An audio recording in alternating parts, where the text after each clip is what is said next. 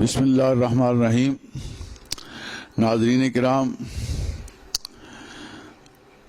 اللہ تعالیٰ آپ سب کو صحت کاملہ عاجلہ نافعہ نصیب فرمائے۔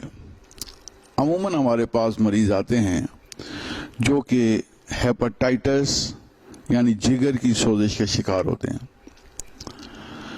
پاکستان کے اندر تقریباً ورلڈ ہیلتھ آرگنائزیشن کہتی ہے کہ ہر 14واں بندہ ہیپاٹائٹس کا شکار ہے۔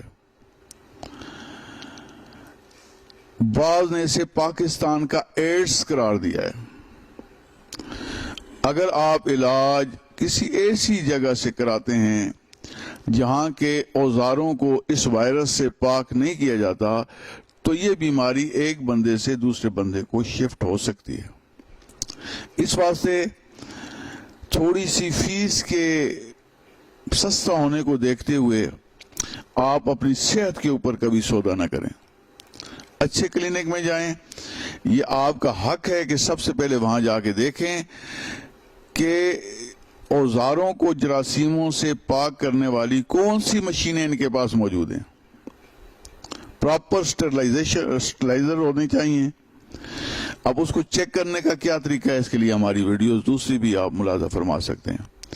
یہاں صرف میں یہ بتانا چاہتا ہوں کہ میرے سے جو یہ سوال آیا ہے کہ ہیپاٹائٹس کا مریض عموماً جب دوائیاں استعمال کرتے ہیں تو ہیپاٹائٹس تیز ہو جاتا ہے۔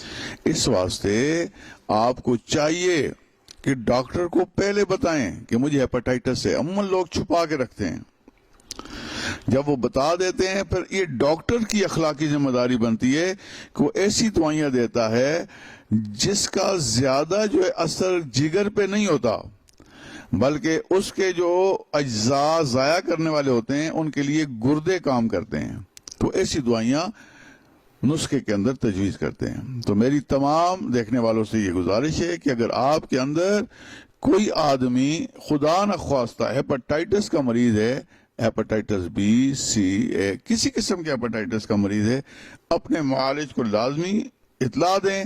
دوسرا، وہاں پر بروئے کار لائی جانے والی جتنی بھی احتیاطیں ہیں ان کے اوپر نظر رکھیں، کیونکہ صحت اللہ کریم کا ایک تحفہ ہے، اس کا بہت زیادہ خیال رکھیں۔ بہت بہت شکریہ۔